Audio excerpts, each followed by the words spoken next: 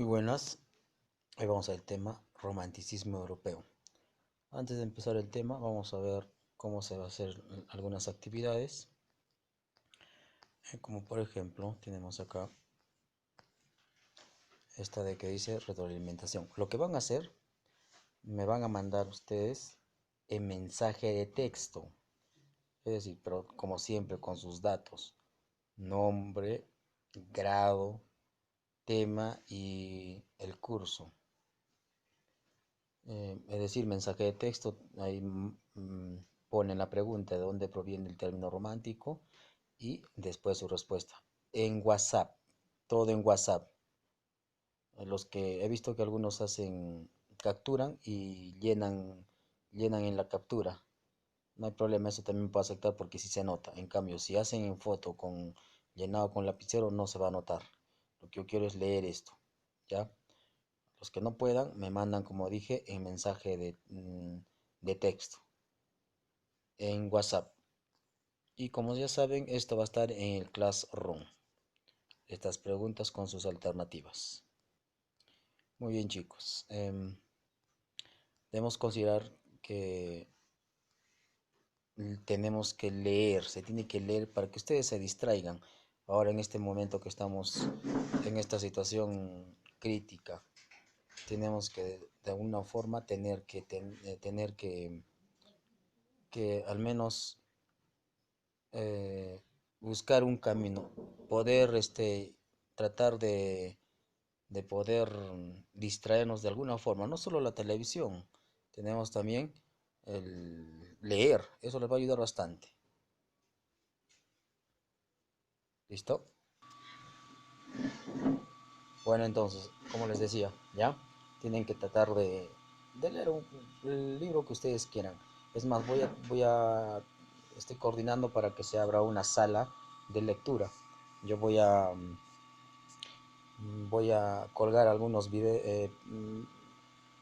Estoy viendo si son videos, pero de todas maneras van a ser obras literarias en PDF para que ustedes puedan leer. Ustedes escogen.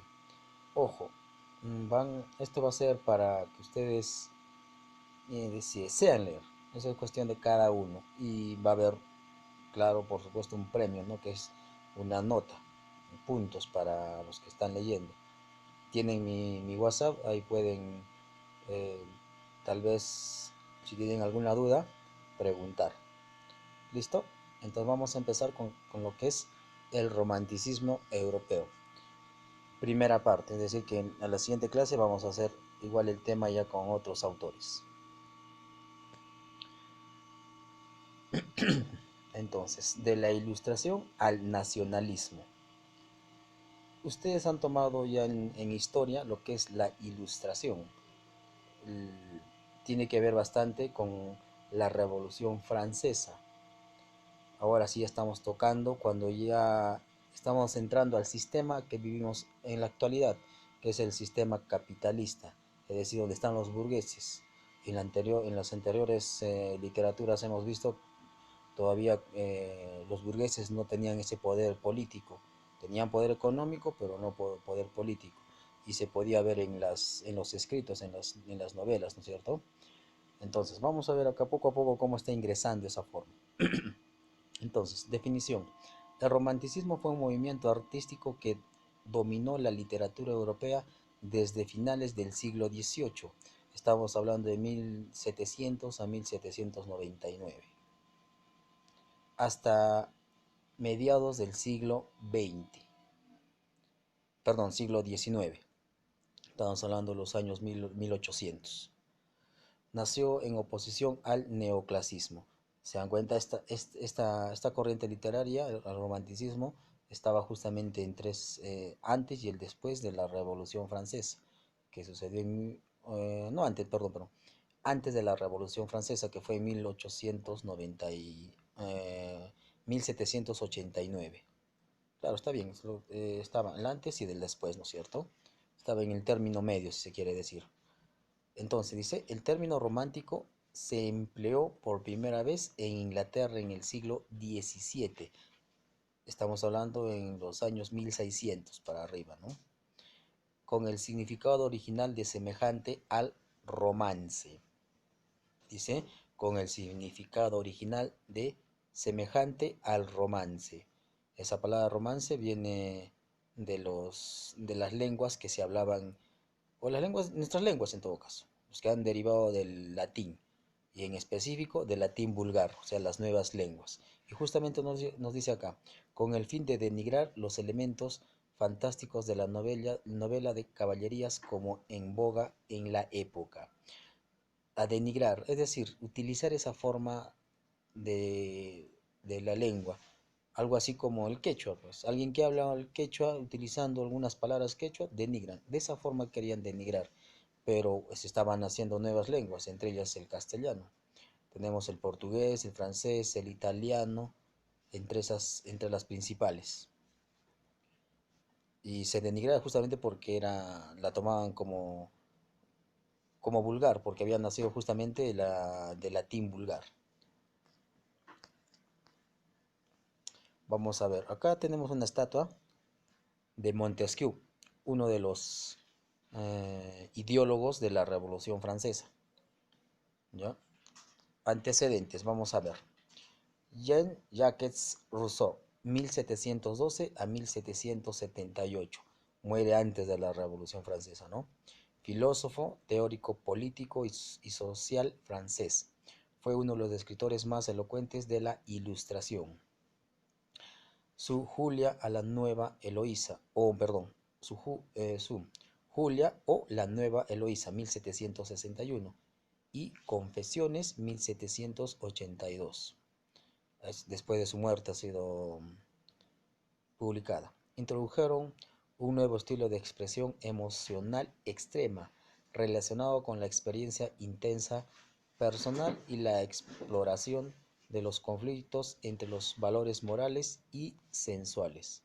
A través de estos escritos, Rousseau influyó de modo decisivo en el romanticismo literario y en la filosofía del siglo XIX.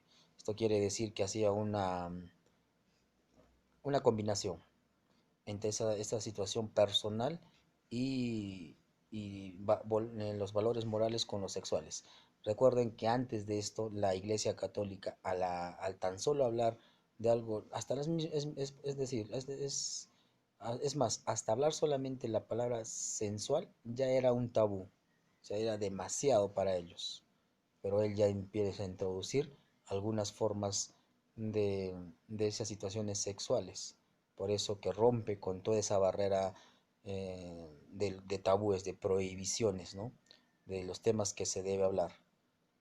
Todavía este es el comienzo, porque más adelante hay otros autores, sobre todo en psicología con Freud, que habla eh, bastante sobre los problemas sexuales, que todavía se sentía un poco, eh, había una pared, el tabú ese de hablar sobre las situaciones sexuales. Ahora vamos a ver en Alemania. En Alemania, el periodo preclásico. El filósofo Johann Gottfried von Herder, 1744 y 1803, fue la figura dominante en un movimiento que tomó nombre de la pieza teatral Sturm und Drang, Tormenta e Impulso, 1776, de Friedrich Maximilian von Klinger. Los miembros de este grupo, influidos por los estudios de Herder, de los pueblos primitivos y la cultura popular, acentuaron el uso de los elementos nacionales y buscaron inspiración en el Volkslied, poesía popular o poesía del pueblo. De ahí viene también la palabra Volkswagen. Claro, nosotros decimos Volkswagen, pero Volkswagen se refiere a popular, a pueblo. Por eso Volkslied, poesía popular, y en otros aspectos de la cultura alemana.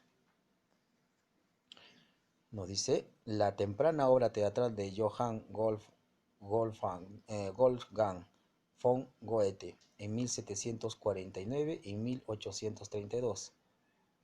Gott von Berlichingen, 1773.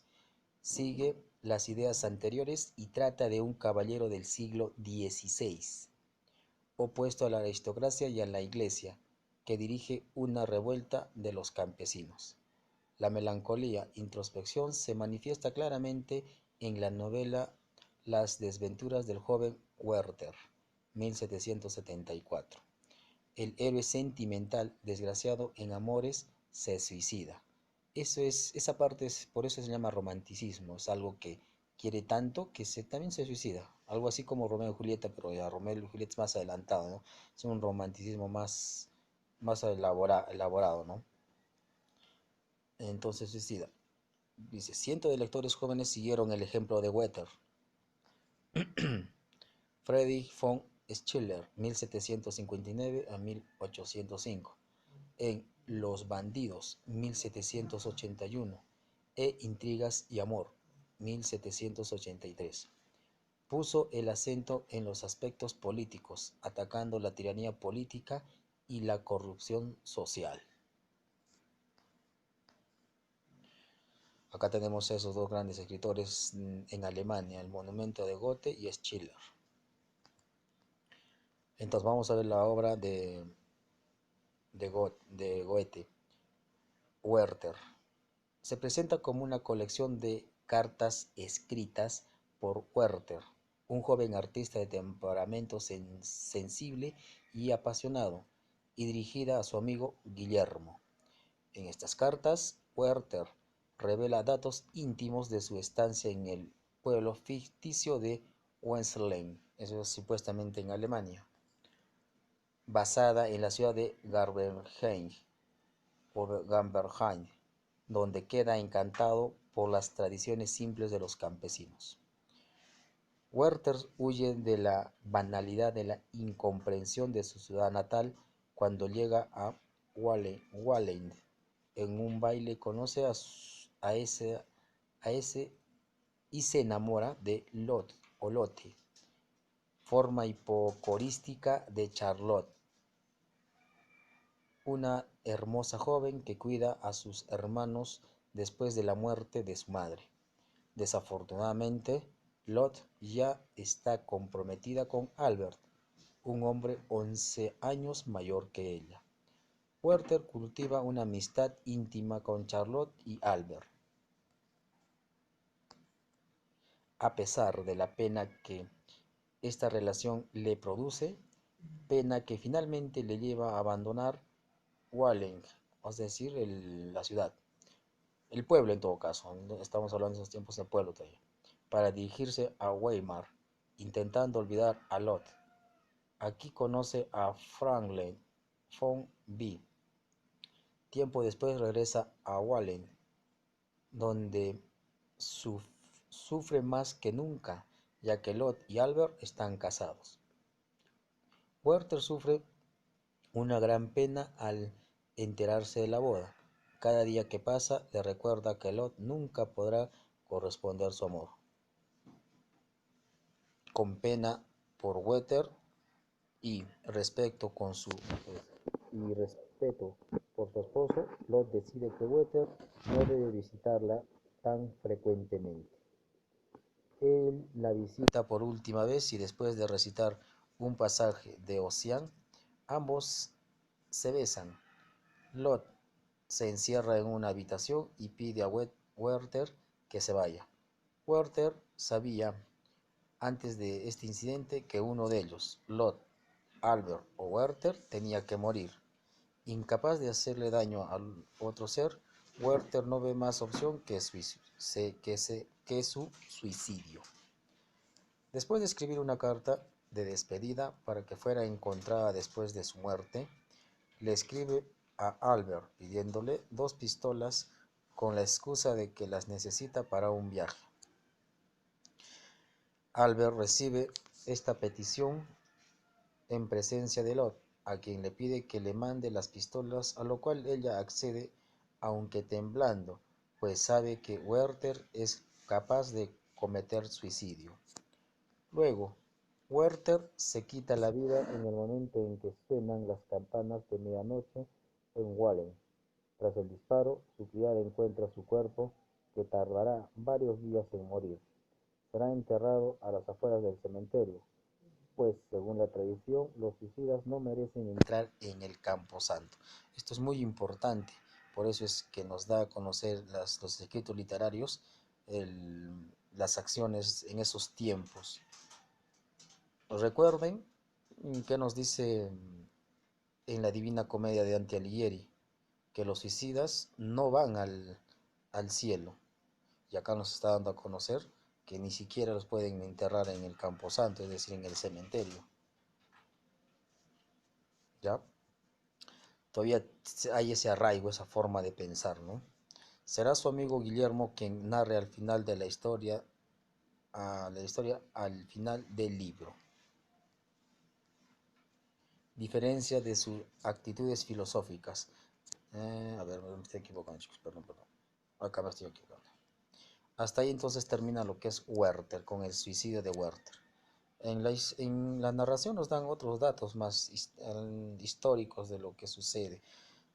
Justamente es por eso romanticismo, es ese amor que hay entre ellos, o entre Lot y Werther, pero no puede llegar a tener ese amor, ¿cierto?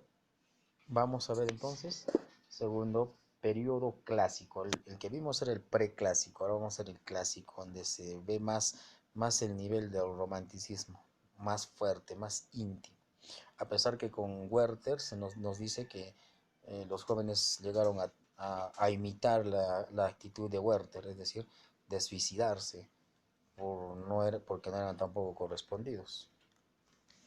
Entonces vemos, Goethe y Schiller se hicieron íntimos amigos y evolucionaron a la par, a pesar de las diferencias de sus actitudes filosóficas. Schiller creía en ideales éticos absolutos que suministran las ideas fuerza de sus obras dramáticas.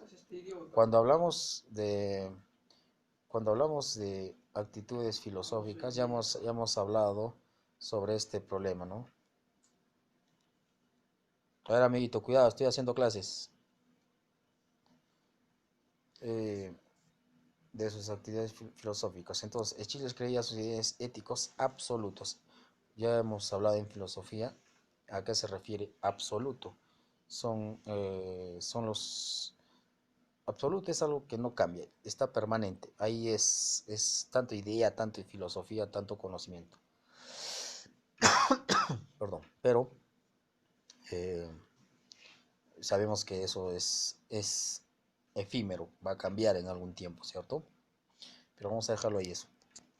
Se suministran las ideas fuerzas de sus obras dramáticas. Perdón. Dice Wallenstein, trilogía 1798-1799. María Estuardo, 1800. La doncella de Orleans, 1801. Y Guillermo Tell. Quizá ustedes hayan escuchado sobre Guillermo Tell. También justamente habla de él, ¿no? 1804. Goethe extrae su filosofía de sus experiencias, este es el otro autor, como poeta lírico, dramaturgo, novelista, ensayista y personaje político. Vivió de acuerdo con el ideal expresado en el Fausto de su obra literaria. Nunca estar satisfecho con lo que uno es y esforzarse intensamente por aprender, mejorar, alcanzar objetivos. Estos elementos también pueden encontrarse en la obra del poeta Frederick Hölderlin, 1770 a 1843, cuya admiración por la armonía del mundo clásico resulta viciada por su visionaria actitud religiosa, conflicto que abordó en su novela epistolar Hiperión, 2 volúmenes, 1797-1799, y en su poesía. Entonces vamos a ver ahora el argumento de Fausto, de Goethe, ¿ya?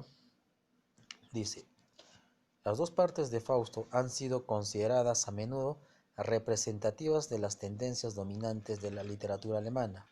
La primera parte contiene muchos elementos del romanticismo. La segunda parte representa el clasicismo más admirado por Goethe después de su viaje a Italia en 1786 a 1788. La primera parte de Fausto se sitúa en múltiples lugares, el primero de los cuales es el cielo. Mefistófeles hace un pacto con Dios, dice que puede desviar al ser humano favorito de Dios, Fausto, que está esforzándose en aprender todo lo que puede ser conocido, lejos de propósitos morales. La siguiente escena tiene lugar en el estudio de Fausto, donde el protagonista, desesperado por la insuficiencia del conocimiento religioso, humano y científico, se vuelve hacia la magia para alcanzar el conocimiento infinito. Justamente en lo que nos decía acá, no nos conformamos con lo que tenemos, sino queremos más, en lo que justo nos decía arriba, ¿no? Entonces, por eso dice, ya habla con Dios y llega el conocimiento religioso, humano. En ese entonces ya estamos hablando de conocimiento científico.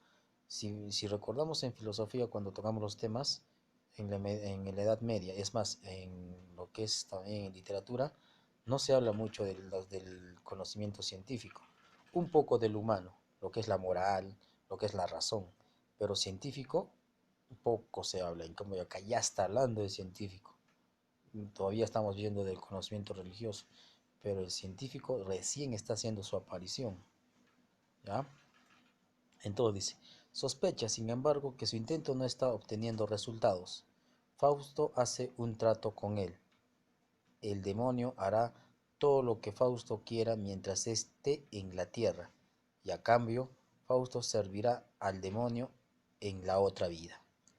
El trato incluye que si durante el tiempo que Mefistófeles esté sirviendo a Fausto, este queda complacido tanto con algo que aquel le dé, al punto de querer prolongar ese momento eternamente.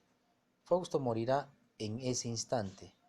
Fausto firma el contrato con una gota de su sangre. A continuación, en una de sus excursiones, Fausto conoce a Margarita Gretchen. Se siente atraída por ella y con regalos de joyas y ayuda a su vecina Marta. El diablo lleva a Margarita a los brazos de Fausto, quien la seduce y finalmente logra poseerla. La madre de Margarita muere por culpa de una poción adormiladora que su hija le había proporcionado. Para poder gozar de mayor intimidad con Fausto, Margarita descubre, además, que se ha quedado embarazada. Su hermano Valentín acusa a Fausto, lo desafía y muere a manos de Fausto y el diablo. Margarita ahoga a su hijo ilegítimo y es condenado por el asesinato. Justamente esa parte donde dice que ahoga a su hijo ilegítimo es porque no, la sociedad en ese entonces no consideraban a los hijos ilegítimos. Era un pecado. Fausto intenta salvarla de la muerte liberadora de la prisión, pero al no conseguirlo, acude a pedir ayuda al diablo, de nuevo, a pedir ayuda del diablo, perdón. Margarita, presa de la locura y negándose a escapar, muere en brazos de Fausto. Rica en alusiones clásicas, en la segunda parte de Fausto, la historia es olvidada y Fausto se despierta en un mundo de magia para iniciar un nuevo siglo de aventuras y objetivos. La pieza consta de 5 actos episodios relativamente independientes, cada uno de ellos con un tema diferente. Fausto viaja en el tiempo y el espacio. Ayuda al emperador de Alemania a solucionar los problemas económicos. Presencia una fiesta con todo tipo de criaturas fantásticas, como grifos, ninfas, sirenas, etc. Y es encantado por el fantasma de Helena. Acá nos dice, viaja por todo el tiempo en el espacio, ¿no es cierto, Fausto? Y también dice, ayuda al emperador alemán. En ese entonces todavía había reyes en Alemania, ahora no los hay. Eso sucede después de la Primera Guerra Mundial. Sigue a Helena a la edad antigua y con ella procrea a Euforión, que muere al tratar de volar como lo sucedió a Ícaro. Le sucedió, perdón. Su madre Helena acompaña a Euforión a las tinieblas dejando de nuevo a Fausto solo. Regresa junto al emperador y gana una batalla crucial para unificar el imperio. Este le obsequia tierras en la costa. En ellas, después de haber destruido otras vidas sin quererlo, muere al encontrar un lugar donde le gustaría vivir en paz para siempre. Al final, Fausto va al cielo, aun habiendo perdido la apuesta, debido a su arrepentimiento sincero, escuchado por Margarita. O sea, mira, a pesar que ha hecho un pacto con el diablo, va al cielo. ¿Por qué? Todavía tenemos esa tradición que nos dice en la Divina Comedia, cuando, cuando después de haber, después de haber hecho muchas maldades, al final en los últimos segundos de su muerte se arrepiente, ¿no? Entonces eso sucede. Lo mismo nos hace ver Goethe con Fausto. Dice, al final Fausto va al cielo, aún habiendo perdido la apuesta, debido a su arrepentimiento sincero, escuchado por Margarita. ¿Ya? Entonces dice, y es Margarita en todo caso que la perdona, ¿no? Que lo perdona. Periodo romántico propiamente dicho. Listo, acá ya vamos a hablar más de allá.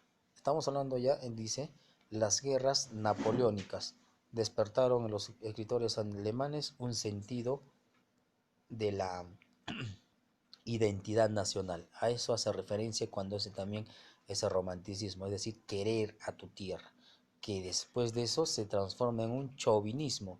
Por eso se hace una diferencia entre nacionalista y chauvinista.